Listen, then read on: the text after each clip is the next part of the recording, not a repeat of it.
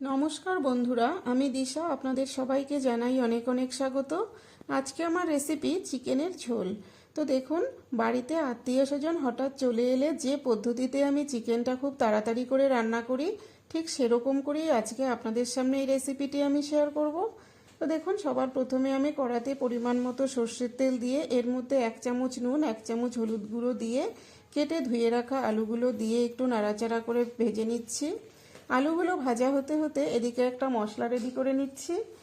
এখানে আমি নিয়েছি 2টো পেঁয়াজ কুচি, 3-4টে রসুন আমি ছাড়িয়ে নিয়েছি 5-6 টুকরো আদা, একটা টমেটো কেটে দিয়ে কিন্তু আমি পেস্টটা করে নিলাম। আর এদিকে দেখুন, আলুগুলোও ভাজা হয়ে গেছে, আমি তুলে নিচ্ছি। এখন আমি এদিকে চিকেনগুলোকে ম্যারিনেট করে নেব। এখানে আমি দিয়েছি 1 চামচ নুন, 1 চামচ হলুদ গুঁড়ো, 1 চামচ জিরে গুঁড়ো, 1 চামচ লঙ্কার গুঁড়ো, আর দিয়েছি এখানে 1 চামচ টক দই। আর এখানে দিয়ে দেব আমি 1 চামচ মতো সর্ষের তেলও দেব। তার আগে আমি এখানে দিয়ে দিলাম পেস্ট করে রাখা মশলাটা। দিয়ে এখানে আমি 1 চামচ সর্ষের তেল দিয়ে দিলাম। দিয়ে খুব ভালো করে হাত দিয়ে এভাবে কিন্তু আমি মেখে নেব চিকেনগুলোকে। তাড়াহুড়োর সময় কিন্তু আমি এভাবেই রান্নাটা করি। তো দেখুন, আলু ভেজে তুলে নিলাম। ওই তেলের মধ্যে আমি দিয়ে দিলাম একটা গোটা শুকনো লঙ্কা, গোটা জিরে, 2টো তেজপাতা আর একটা পেঁয়াজ কুচি দিয়ে সামান্য একটু চিনি দিয়ে আমি এইভাবে পেঁয়াজটাকে লাল লাল করে ভেজে নেব। তেলের মধ্যে চিনি দিলে কিন্তু মাংসর ঝোলের কালারটা খুব সুন্দর হয়। তো দেখুন, পেঁয়াজটা লাল লাল করে ভেজে নিয়ে এর মধ্যে আমি ম্যারিনেট করা চিকেনগুলো দিয়ে দিলাম।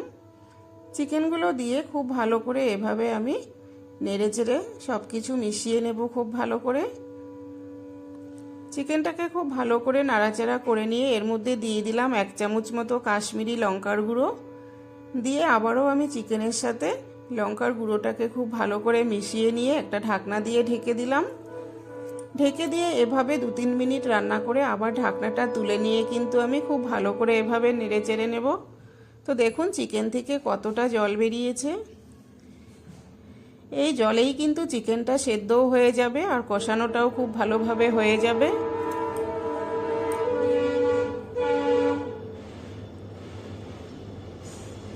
তো এভাবে কিন্তু সুন্দর করে আমি কষিয়ে নেব। চিকেনটা হাফ কষানো হয়ে গেলে এর মধ্যে আমি ভেজে রাখা আলুগুলো দিয়ে দিলাম।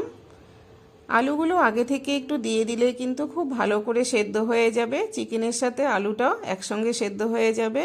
তো দেখুন, ঢাকনা দিয়ে আবার ঢেকে কিছুক্ষণ রান্না করে নিয়ে ঢাকনাটা তুলে আবারও আমি খুব ভালো করে এভাবে কষিয়ে নেব।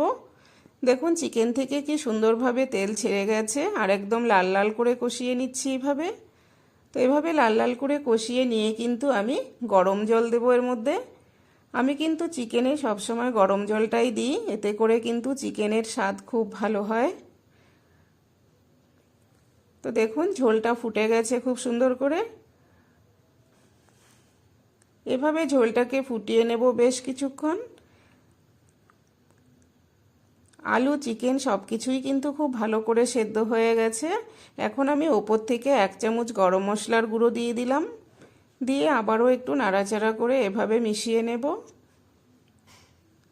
তো চিকেনটা কিন্তু মোটামুটি আমার হয়েই এসছে।